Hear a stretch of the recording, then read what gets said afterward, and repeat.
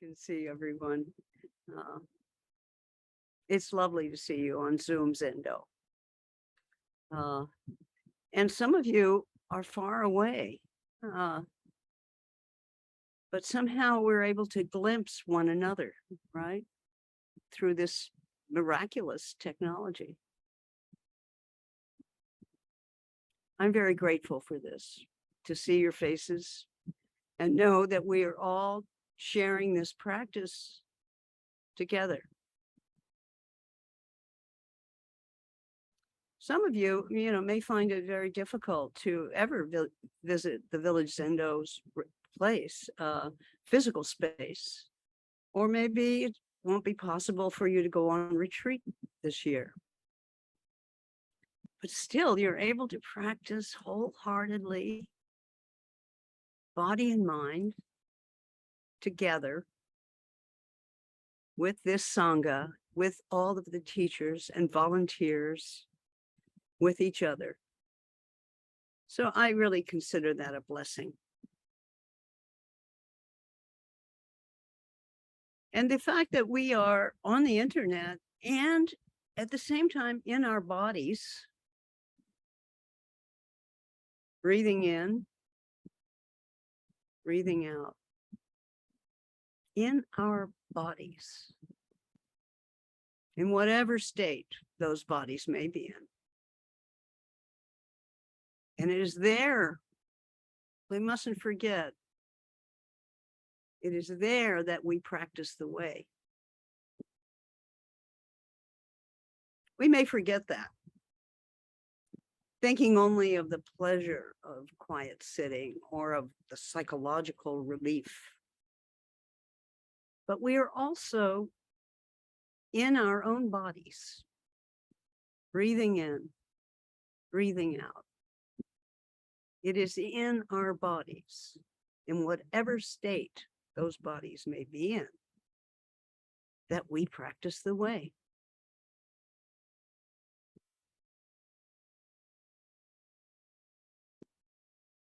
Zazen means seated mind.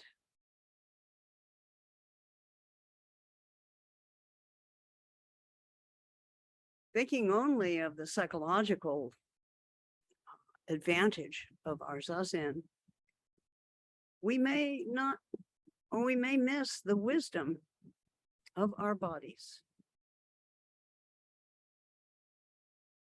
In an essay that Dogen wrote called Body and Mind Study of the Way, he says, to study the way with the body means to study the way with your own body.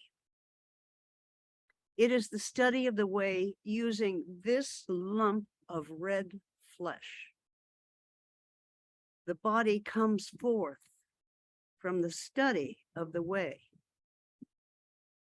He goes on, everything which comes forth from the study of the way is the true human body. The entire world of the 10 directions is nothing but the true human body. The coming and going of birth and death is the true human body. Let me just, the very first part I want to repeat.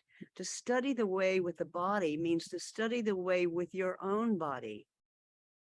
It is the study of the way using this lump of red flesh.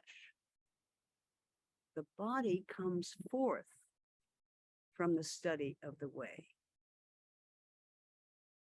I don't know, that's so powerful for me. Dogen is grounding the power of our zazen in our own bodies. It's not in our thoughts and our ideas about Zen. It's not in what the other person in the cell next door is thinking about Zen or what we read. It's in here. It's in each of us, in our own bodies, in our own lump of red flesh. It's said that, the story that we have about Dogen's enlightenment is that Dogen said to his teacher, Shinjin Datsuraku, meaning body and mind dropped away, body and mind. And that phrase has come to mean in the Zen world, deep samadhi, the deepest practice, body and mind dropped away, body and mind. Of entering a kind of quality of boundlessness, freedom.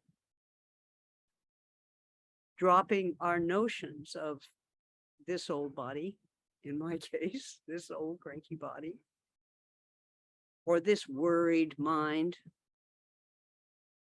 but just this.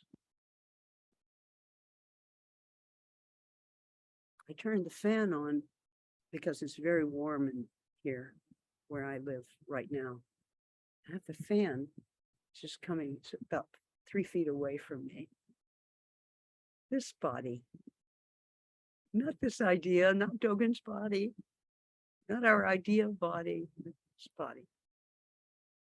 If there's going to be an awakening, it's going to be right here. And I think this fan is going to help.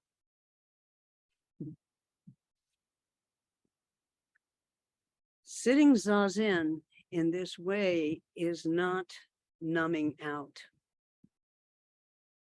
not locking down, but rather opening to an awareness of each breath,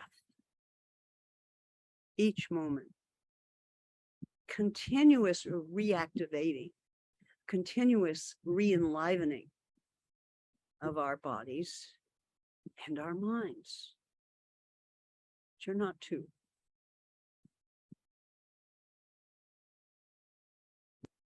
We could say maybe that our embodiment, moment to moment, is Buddha nature.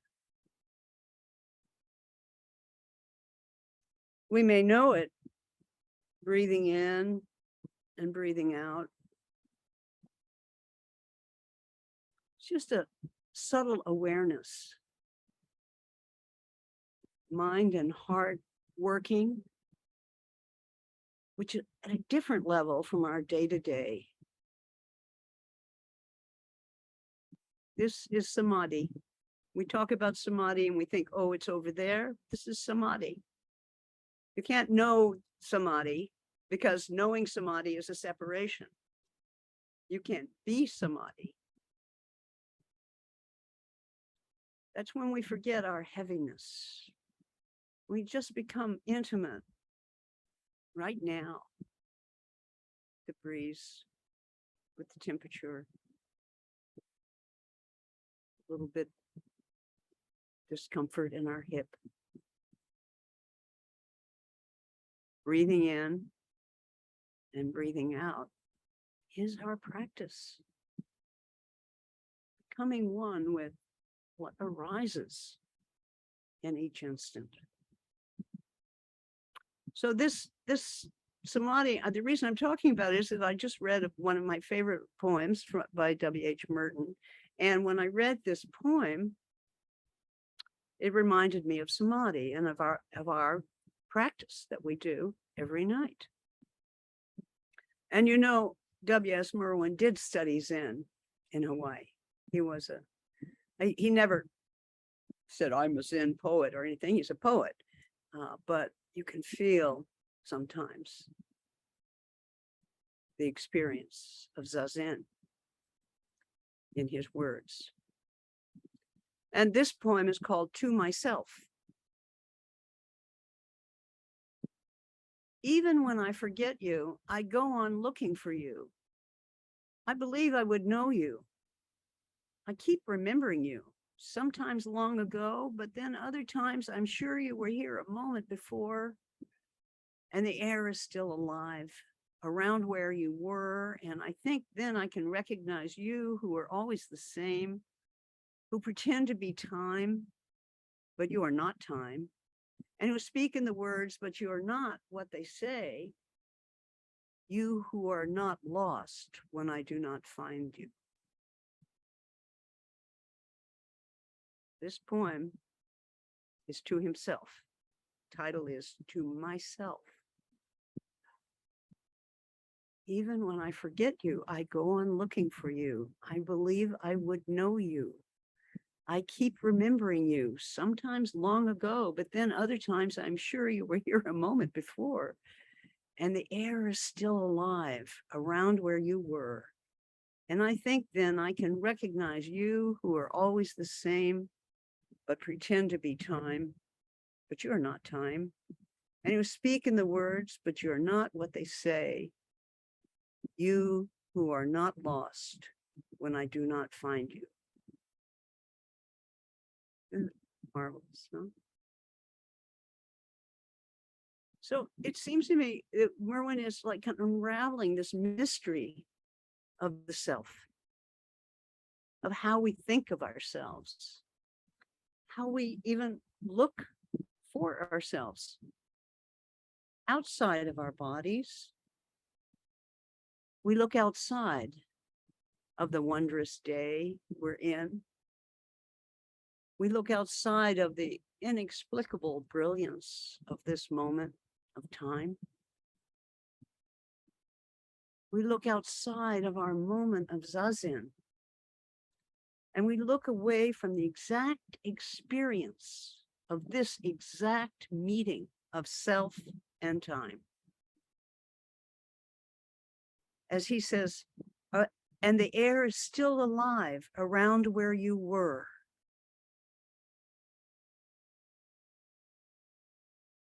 The air is still alive around where you were. This is how zazen wakes us up.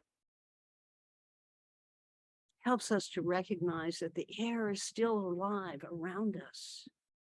No matter how we may feel, sad or happy, sick or well, old or young, we can enter into that quality of our own minds, the minds that heal, the mind that's lively and awake, the mind that's ready. Think of a mind that's ready.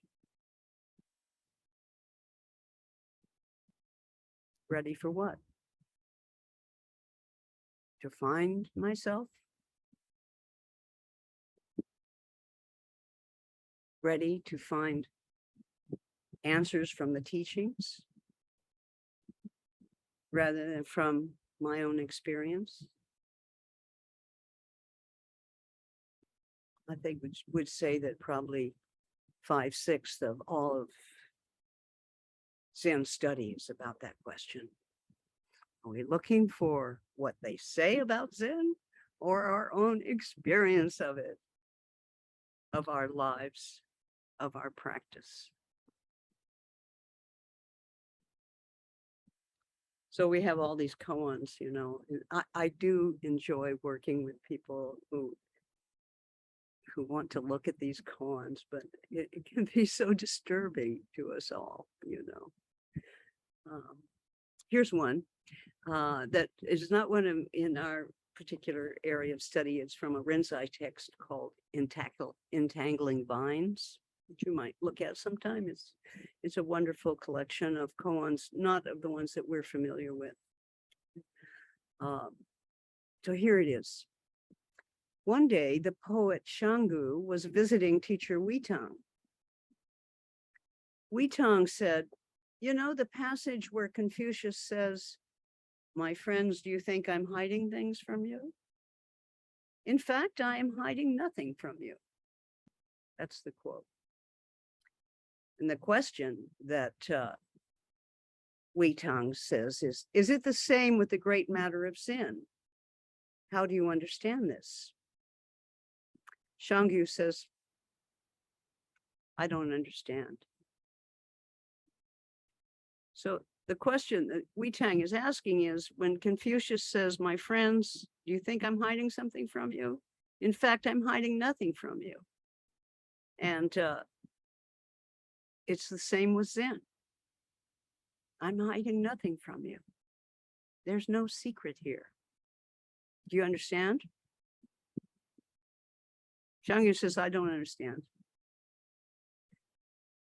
Later, they were walking in the mountains, and the air was filled with the scent of sweet olive blossoms.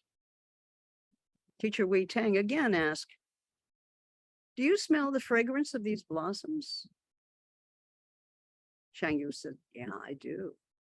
Teacher Wei Tang, "See, I'm hiding nothing from you." And at that moment, Shanggu got it.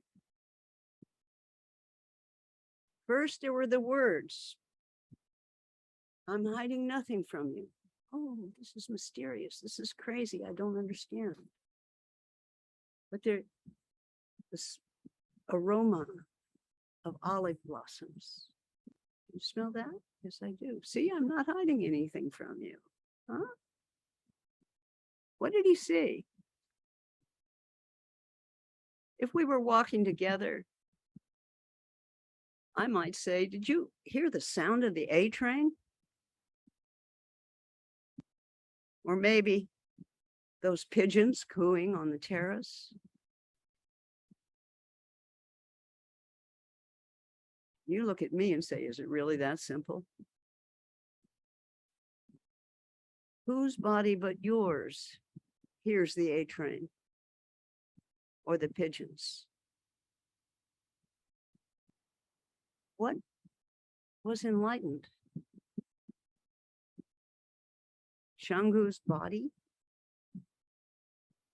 His mind? Was there something hidden? Is there something hidden?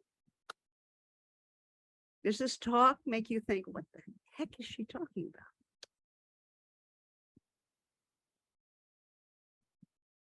So there's a little addendum to this story. 2 months later, the poet visited Wu Xin. And Wu Xin greeted him and said, "I'll die and you'll die, and we'll end up burnt into 2 heaps of ashes. At that time, where will we meet?" Shanggu was uncertain and he didn't know what to respond. I mean, after all, he'd had this thing with the other teacher, Shanggu, and now he's got this new teacher who says, "I'll die and you'll die, and we'll end up burnt into 2 heaps of ashes. At that time, where will we meet?" He couldn't think of an answer. So he left. Later, while he was on the road to Queenan, he woke up from a nap and he suddenly understood what Jishan had said. And it said that after that, he attained the samadhi of perfect freedom. "I'll die and you'll die, and we'll end up burnt into 2 heaps of ashes. At that time, where will we meet?"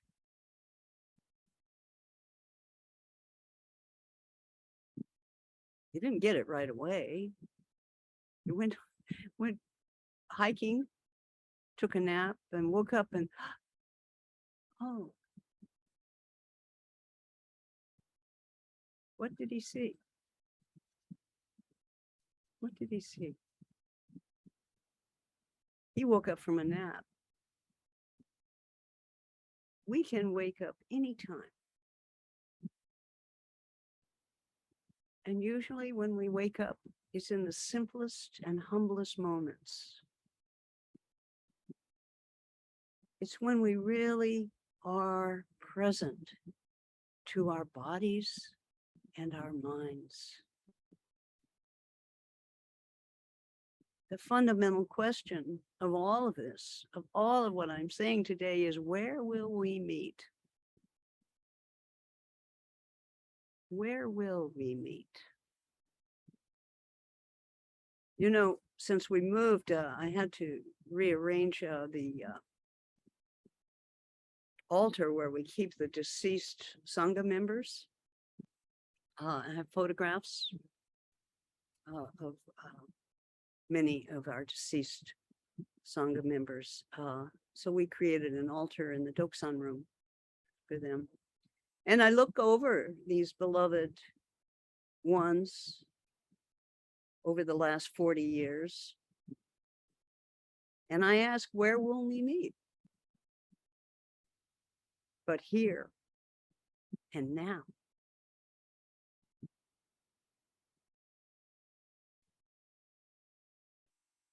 So we decide to sit and to practice zazen.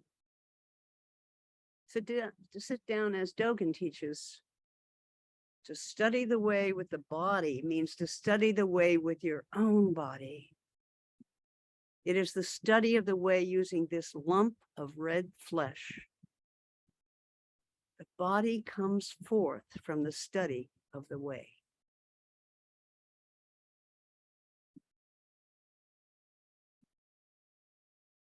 Really appreciate whatever brought you on this path to practice zazen. Really appreciate your zazen, your body, your lump of red flesh.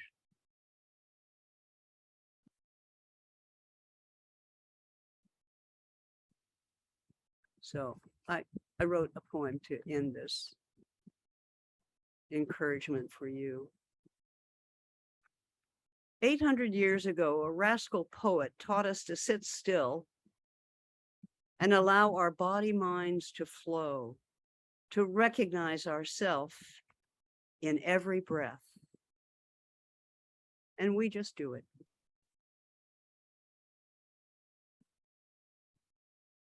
So I encourage you, simplicity of our zazen. Don't forget that.